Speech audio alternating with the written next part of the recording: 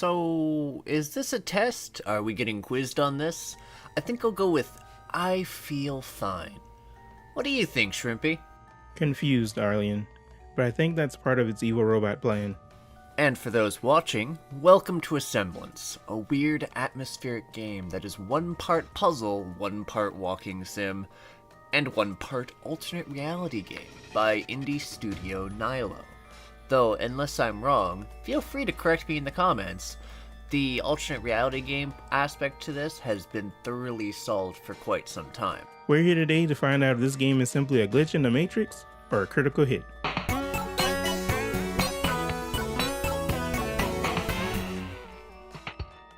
Asemblence uses WASD movement. You walk fairly slow, but it's not too terrible. Thankfully, there is a sprint key. The game's just sneaky and doesn't prompt you about its existence since it relishes making you RP walk between its locations. And really, the game takes place in a relatively cozy area, so it's not like you're needing to run around a whole lot since the focus is more investigative.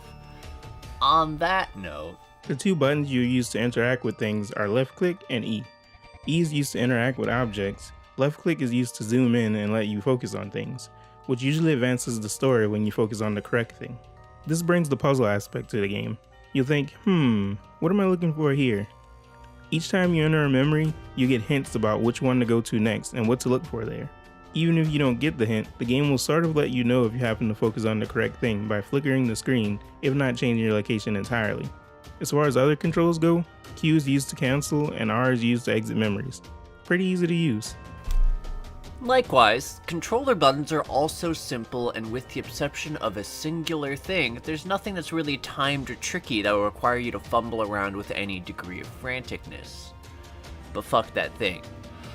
Also, to add on to Shrimpy's statement, the goal of the game is essentially to discover where you are and what you're doing, and towards that end, you use those abilities, the hints of the AI that keeps you company, in tandem with notes and audio messages to figure out where to go from there.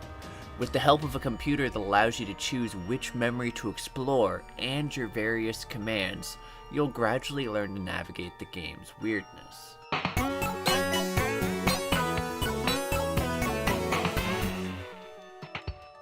Weirdness is right. It's a sci-fi mystery story with one or two creepy parts. It's told through various mediums including an AI narrator, phone recordings, tape recordings, and just about anything you can read, from pages to computer screens. I had to put my finger on it. Basically, the game plays off like some sort of lonely version of Inception, albeit with less Leonardo DiCaprio and surprise locomotive ambushes, and more of a snarky AI to sit there and haunt everything you do. Essentially, you venture into traces of what can only be assumed to be your memories, and trying to piece together what the truth of them is. And that's further complicated by the fact that you can delve even deeper into them, piecing together new alternate endings which shed more on all the characters involved. For a good piece of the game, there isn't much to get you interested in finding the truth of your memories, other than the fact that you have a memory simulating machine.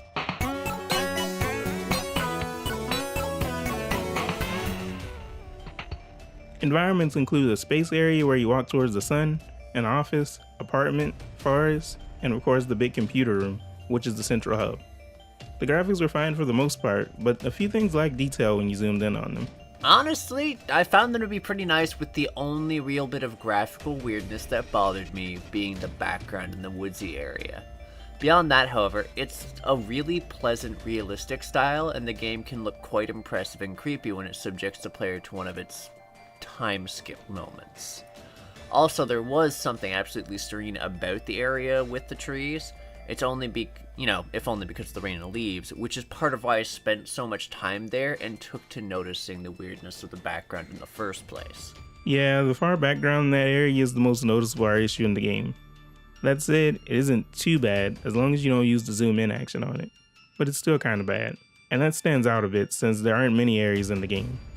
Aside from that and one or two other random objects, the graphics in the game were fine, but it seems a bit odd that not everything was fit to be zoomed in on in a game where zooming in is a key feature.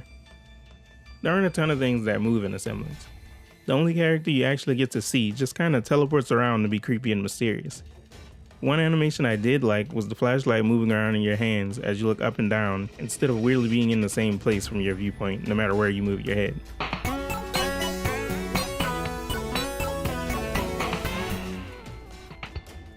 There are no audio settings, but everything seemed balanced well. The music and sound effects were never too loud, and the voices were always loud enough. But I found the voice acting to be uninspired.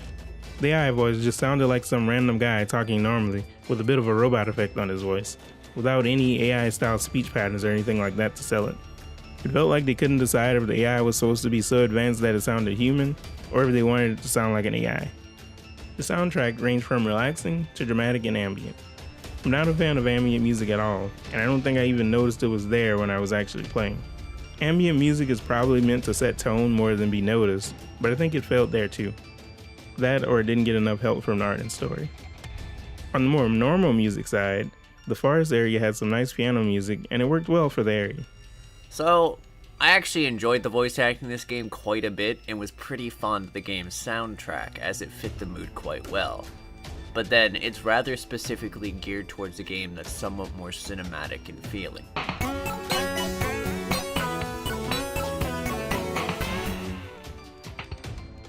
I can't say I was really interested in anything in Asemblence. All the gameplay was slowly wandering around looking for clues without any other kind of gameplay to spice things up. The story seemed to start off slow and never really pay off. Vague type stories like this one will either have me desperately hunting down clues to piece together the tale, or wondering if it's all a trick to hide the lack of a complete story. It was the latter of those for me this time, so with the only gameplay being get story clues, there was nothing there for me. The game was a bit creepy at one or two parts, but it was rare. You definitely won't be creeped out after playing this, even at night. I played the game for almost 2 hours, and I got 2 of the 5 endings, and that's without knowing the sprint key existed, so it could have been less time. I wasn't interested enough to do more than that. While there was nothing broken about the game, aside from its kind of funky options menu, I can't think of anyone I would ever recommend this game to at its current price of $10 US. On my end, I didn't mind it as a gaming experience as I enjoyed the interactive presentation of a story, and the investigative aspect and sense of discovering more about the mystery had a distinct appeal to me. The gameplay is extremely simple, so for those looking for a more reflex-based or challenge-based on mechanics type game are going to be disappointed, since the crux of the game's difficulty comes from its puzzles, some of which the solutions were tied to an alternate reality game that's long since been solved. Basically, I'd say if you're into story-heavy gameplay experiences and don't mind that this plays like a mashup between a walking simulator with puzzle solving, a cinematic feeling that seems straight out of an episode of Twilight Zone, give Asemblence a whirl.